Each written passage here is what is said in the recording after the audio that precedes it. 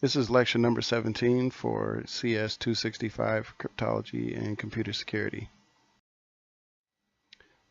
So we spent the last few weeks talking about defensive mechanisms, identifying different types of ways to identify attacks, how to prevent attacks, whether it be with intrusion detection systems, firewalls, intrusion prevention systems, you name it. We talked about how some malware is identified by whitelisting. We've talked about how some are identified by signatures. Well, now we're going to talk about the malware itself. Malware itself is not new. It's been around since the 1980s, and I would even say earlier than that. But it was noted by Frank Cohen back in 1980 of the actual first recorded virus. There's different types of malware where we talk about viruses, and when we talk about propagation, we talk about passive propagation and active propagation. Passive propagation is an opportunity type of propagation, so it moves from one system to the other system because those two systems or two devices came in contact with each other.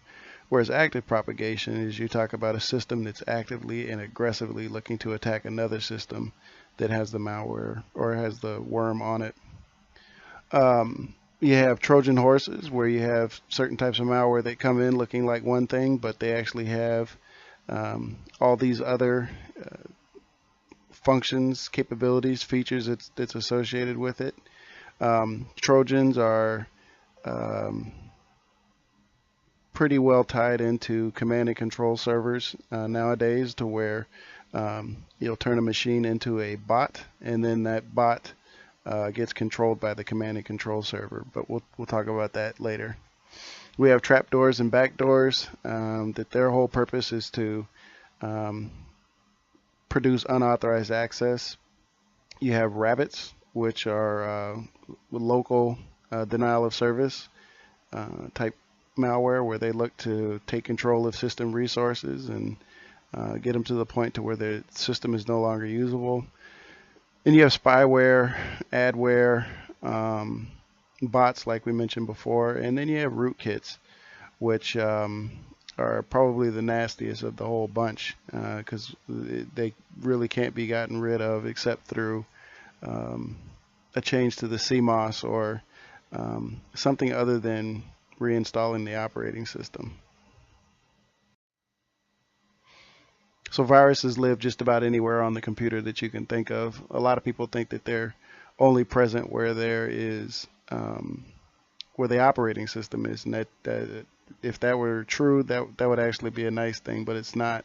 Rootkits typically live in the boot sector before the operating system is even loaded. Oftentimes with a rootkit, when it resides in the boot sector, you can launch your own operating system instead of the one that was meant to be for that system. You have memory, malware that resides in memory. That's pretty popular in point of system compromises, because when people swipe those credit cards through those point of sale systems, the credit card information is available in the memory, and memory is typically not protected. And then you have viruses that live within applications, macros, databases, and files. I mean, it's endless.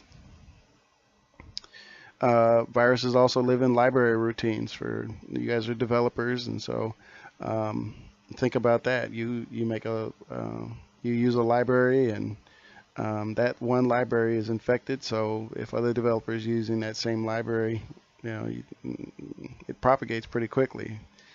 And then compilers, debuggers, even antivirus systems and virus checkers themselves.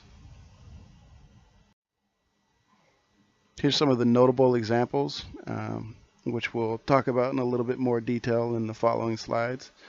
But you had the brain virus back in 1986, the Morris worm, which was one of the more notable worms back in 1988.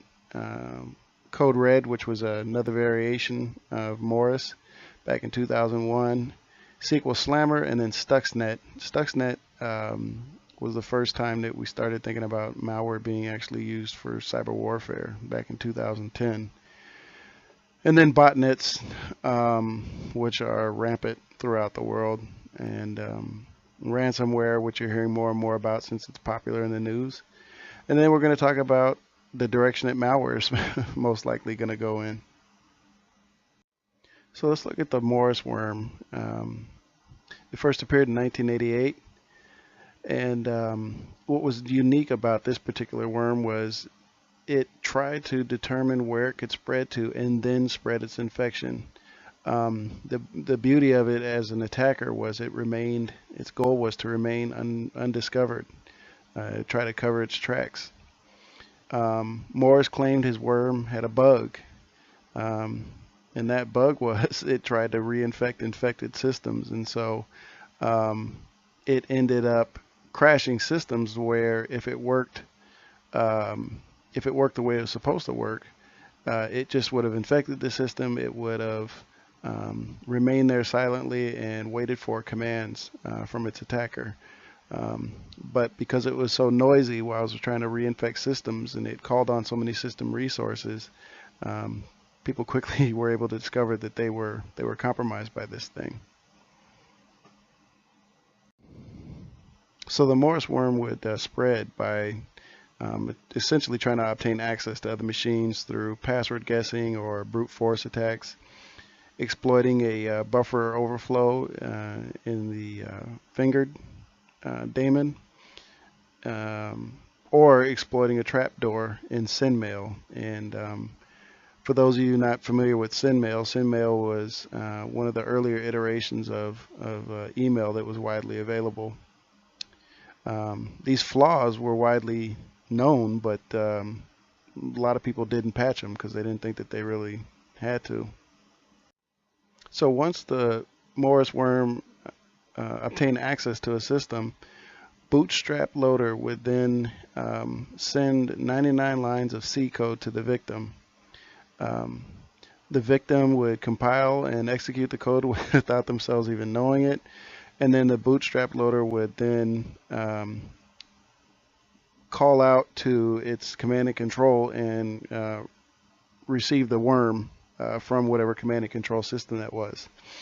The victim then would authenticate the sender using those bad credentials, and then the process would continue to repeat. It would look for more and more systems to compromise. So it remained undetected. If the transmission itself was interrupted, then all the code was essentially deleted, and that's something that we call anti-forensics. Anti-forensics still exists today, but it's even more advanced and prominent than it was before. But back in 1988, people were trying to employ anti-forensics. It would encrypt the code when it was downloaded, and then the code was deleted after it compiled itself. So by the time it pulled the worm, it was too late, because once the worm was on the system, it was already looking to infect other systems. So, and remember, we talked about a lot of antivirus solutions and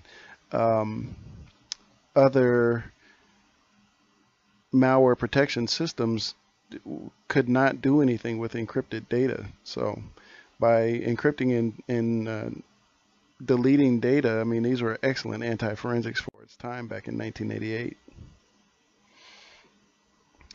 The main things to take away from this are Morris worm was a shock to the internet community back in 1988. The internet was designed to survive a nuclear war, but it was not designed to combat this level of malware engineering back at that day. It didn't help that Morris's father worked at the NSA, because people suspected it was the NSA that did this versus a bored, incredibly smart kid. The good thing that came out of this is that organization CERT, which, if you remember back to Orange Book and the rainbow tables, the rainbow books and all that stuff, CERT, which came out of all of that, realized that there was a need for stronger security awareness. Um, and while it wasn't the wake-up call still that people needed, but it did provoke more awareness. So 3 years later, we had a worm called the Code Red worm, and it appeared in July of 2001, and it affected about 250,000 systems in only 15 hours.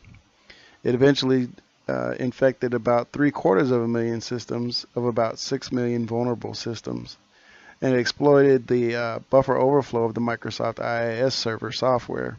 And for those of you that are not sure what that is, if you think about right around the .com boom when everybody was setting up websites, it was Microsoft IIS that was the main platform that people were using for web services because it was easy, but it had so many holes in it, so many bugs in it. But because people were running IIS that weren't familiar enough yet with Apache and Unix-based systems, it was easy to monitor traffic over port 80 to look for other susceptible servers. For the first 19 days of the infection, it just focused on spreading itself. In the next 7 days, it launched a DDoS attack on whitehouse.gov, not .com. I know some of you know what whitehouse.com is, but this one actually focused the distributed denial of service attack on whitehouse.gov. And it brought the site down. I mean, that's what a DDoS is designed to do.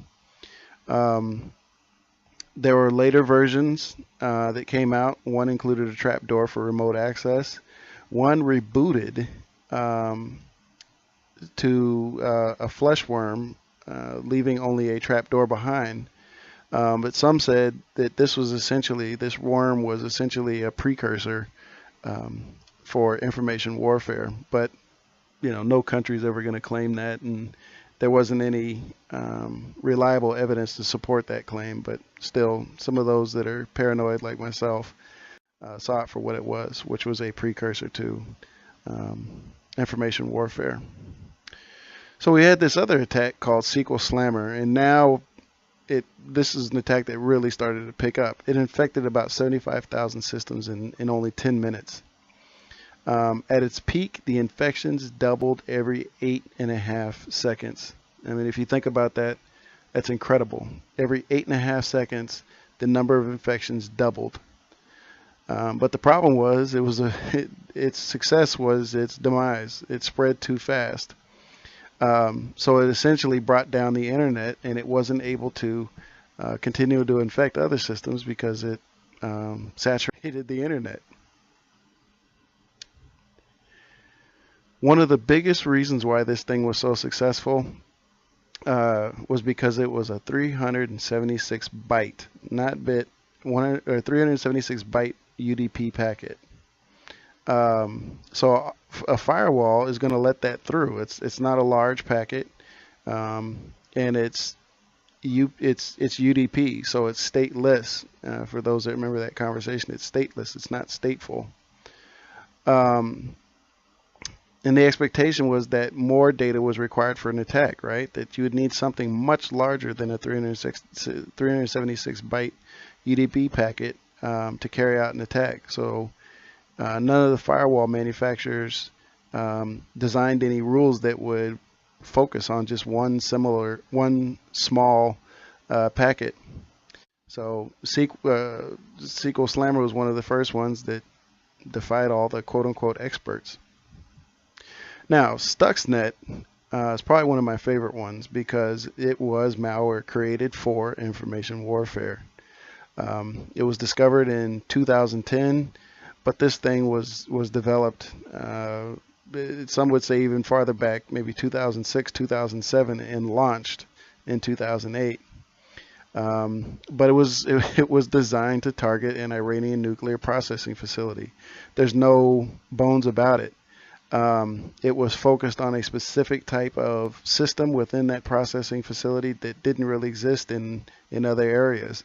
And so, those of us that are history buffs when it comes to cyber warfare and attacks and spy and espionage and all that sort of thing. We knew that this was definitely the first round at information warfare. It spread to it changed the speed of the centrifuges, causing damage to about 1,000 of these centrifuges. And if you know anything about a nuclear processing facility, they have these centrifuges that help control many things within the facility, including temperature, including the nuclear devices themselves. So Stuxnet had a lot of advanced features. It was able to infect systems via removable drives. So if you had a USB drive or you had a floppy disk, or you guys probably don't even know what a floppy disk is, but if you had something like that, you could take a device that had Stuxnet on it, and you could still infect other systems. So anywhere that floppy drive or that USB went, so did the virus. And so air gapping didn't help in this case. It used 4 unpatched Microsoft vulnerabilities. People didn't patch back in those days and suffered because of it. The sad thing is systems are still suffering from non-patching even today. It got its updates over peer-to-peer networks. Those of you that are old enough to remember, people were doing file sharing and sharing movies, sharing music, and all kinds of things over peer-to-peer networks, which were basically unregulated. And nobody in those days were turning off P2P in their networks, and so it was a viable channel. It would contact a command and control server to get further new releases, new updates, and it was always patched up to the right version, the malware itself. This also included a Windows rootkit, and back in those days it was incredibly difficult to identify a rootkit because it was executed before the operating system. And then it had significant exfiltration capability. So whatever data that were on those systems, Stuxnet provided a capability to take that data out of the environment and send it back to the command and control servers typically. And then it also used a compromised private key. There were other flavors of Stuxnet that came out. Dooku in 2011. A lot of people think that it was the same developers that had that developed Stuxnet, or people that had direct access to the Stuxnet source code itself. And this one focused on data theft. And then a less known one called Flame in 2012, which was one of the more complex, it was probably the most complex malware at that time. And it was focused on sophisticated spyware mechanisms. And some argue that this was a response back to the United States for creating Stuxnet in the first place. So let's take a look at a Trojan horse example. Now, nowadays Trojans are bad because they come into an environment looking like one thing, and it's a popular mechanism now for people to install malware that will either turn a system into a bot or immediately start causing havoc on that system, turning that system into either a file repository for an attacker to load up data it takes from other parts of that environment and then slowly siphon them out, or any number of things. But in this particular case, we're going to look at a Trojan that instead of doing one thing, it causes unexpected functionality for the end user. So in this particular case, if we clicked on this icon, and I know it's a little old, it's an MP3, not an MP4, but if we double clicked on the icon, we would expect that it would open and then it would play some music. But with this particular one, we see some unexpected results. And by the way, anything that says free usually comes with a price, and that price is typically system compromise. But anyway, so we double click on it and we say, and we get this message, right? It says, yep, this is an application. So what is your iTunes playing right now? So iTunes opens, and then we hear this weird laugh, right? It's not what we expected. And then we get this message box, which is also not what we expected, right? Because that MP3, instead of playing music, it actually ended up um, uh, running something else in the background that wasn't expected. So let's look at how this Trojan works. First, we see that MP3 is an application. It's not data, right? Music files are typically data. The Trojan's harmless because it just ends up, throwing that error message and playing that annoying laughing sound. But this could have done almost anything, whether deleting files, downloading additional malware onto the system. It could have launched other applications. It could have launched other malware, any number of things. And that's the danger. Okay, so when we're talking about polymorphic malware, the body of the worm itself is encrypted.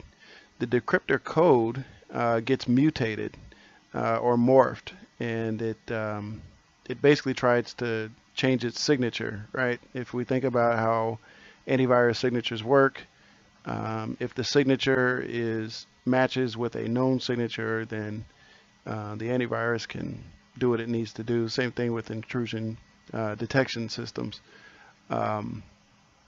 But in this particular case, if the signature itself is hidden, then there's nothing for the malware, the IPS, to do a detection from.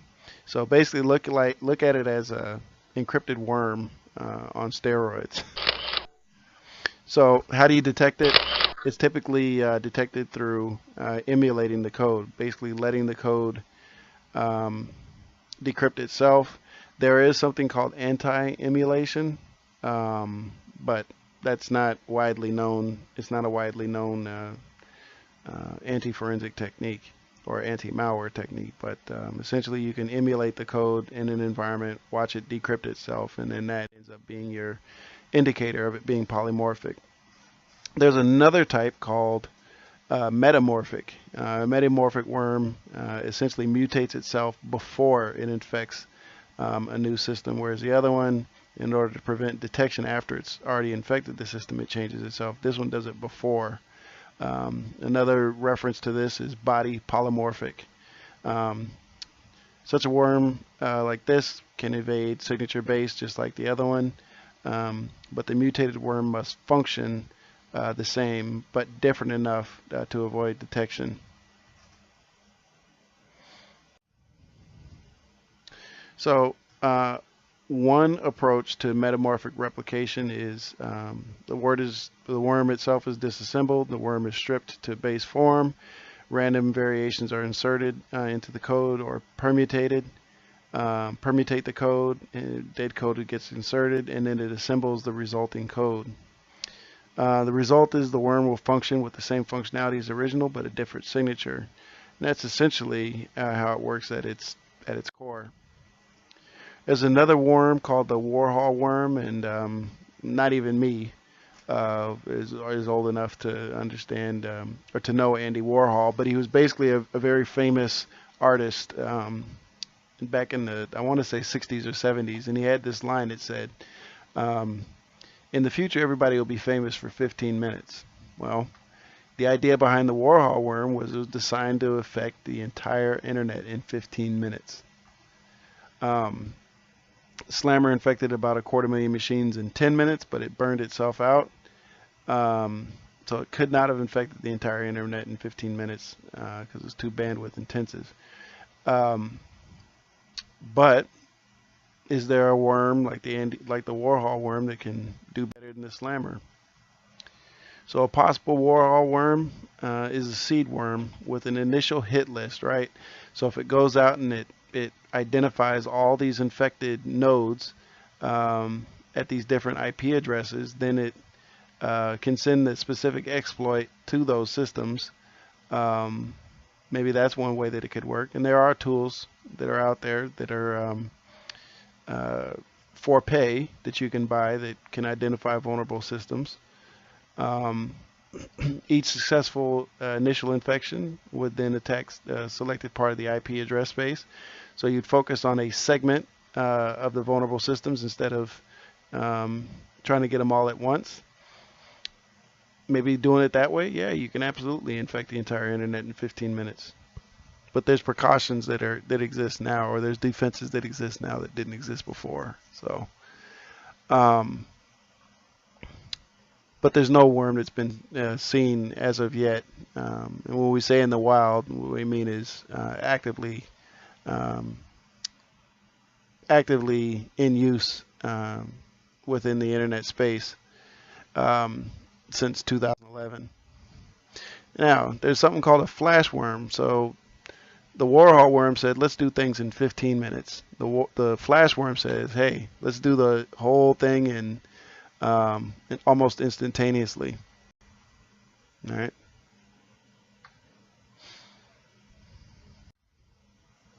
So the flash worm, again, would do this predetermination of all the vulnerable IP addresses and then embed the addresses in the worms themselves. The worm would replicate itself and split with a new IP address associated with that worm, and so on and so forth. So there's no waste of time or bandwidth. It's just going from system to system infecting it.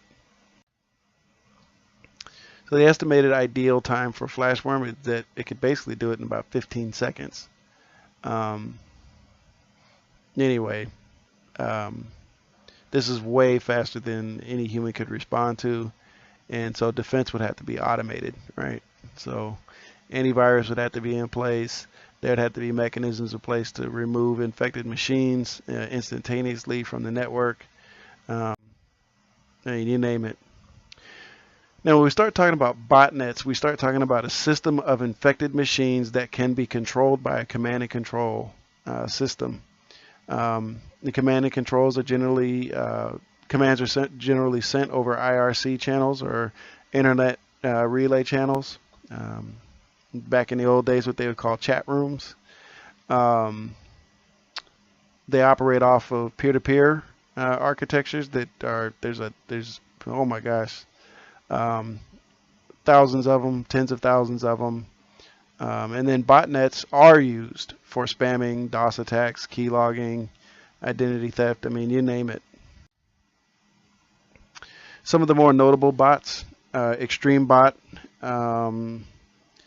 It's highly modular, so you can. It's very easy to modify, and the source code it's open source, so it's easily available. Some that are similar to Extreme Bot are Agobot, 4bot, and Fatbot. There's another family of bots called UXR bot.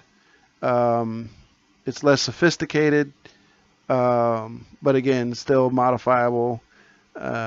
And you can see the other similar bots there: SDbot, URbot, RBot.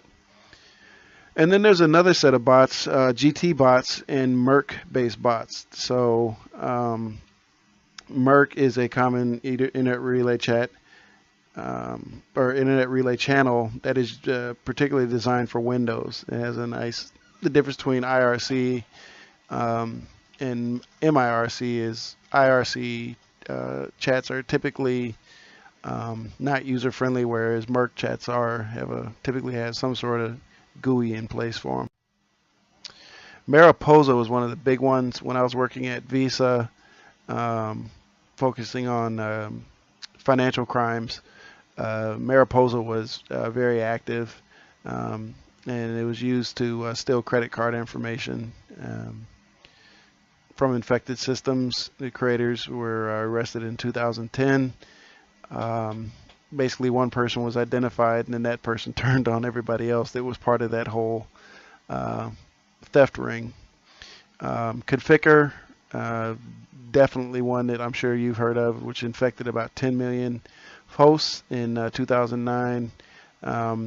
Kraken, which was less known, with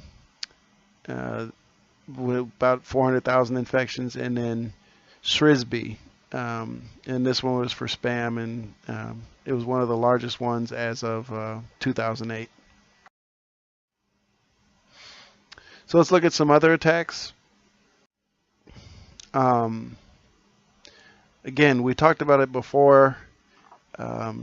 Software is the core of malware, is the core of malicious attacks. So there's some here that don't necessarily fit into any of the other previous categories, but one is a salami attack, another one's called a time bomb, and then I'm sure there's nobody in this class that hasn't heard of ransomware. So a salami attack, for those of you that have maybe seen the movie Office Space, that movie was predicated off of this attack, where the programmer essentially slices off small, very small amounts of money and sends it to another account. Such small slices that nobody would really detect it unless they were studying their bank account statements. And then it does this over so much time and through so many transactions that the attacker actually ends up making a whole bunch of money, and nobody's really the wiser about it because such small parts of money were taken from so many different people.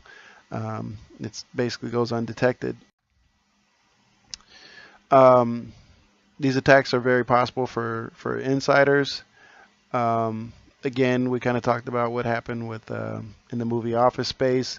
There was another one where this actually happened at a rent-a-car franchise in Florida, where it was used for gas pumps and would slightly overcharge individual customers that would come to the pump. The gas tank company, the gas station company, that they didn't know about it. The rental car company didn't know about it. And the customers didn't know about it. It was a overzealous customer that actually looked at their bank statement and went back and said, wait a minute, you guys told me that I wouldn't be charged for this, and they were actually overcharged like 99 cents or something like that, which ended up launching into this big investigation. They found out about it. There was another one at a Taco Bell where an item was actually reprogrammed as 1 cent. The employee then pocketed $2.98 on every single purchase. So the company would see that the purchase was made, but the only way that this one was detected was too much money was missing. Their profits went down too quick. So this was kind of the reverse of what the salami was actually intended to do, because they ended up taking the big piece and leaving the company with the small piece. In LA, another gas pump.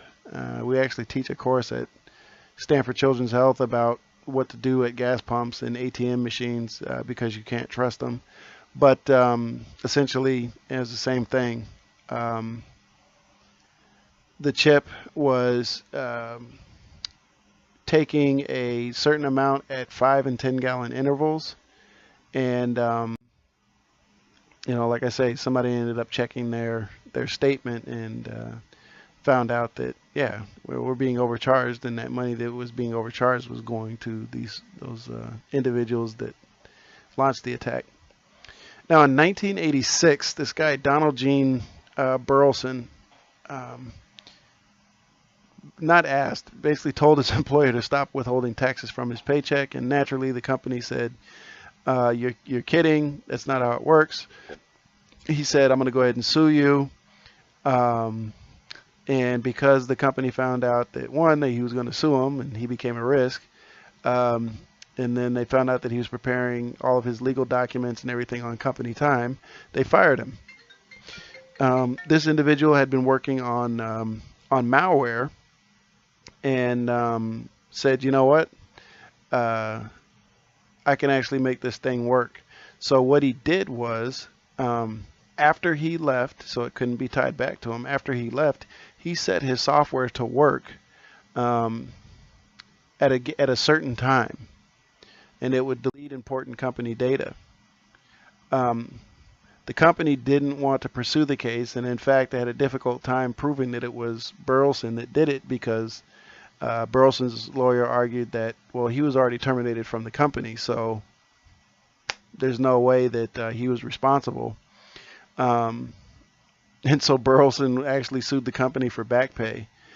And but they found somebody who actually figured out that he wrote the code, and actually ended up suing Burleson. And he was fined $11,800, which is nothing nowadays, but in 1988, that was a heck of a lot of money. It took years to prosecute, cost thousands of dollars, and essentially Burleson got a slap on the wrist for it. But it's one of the first documented computer crime cases. Um, and since then, I mean, even as recently as about 6 or 7 years ago, there was that guy in San Francisco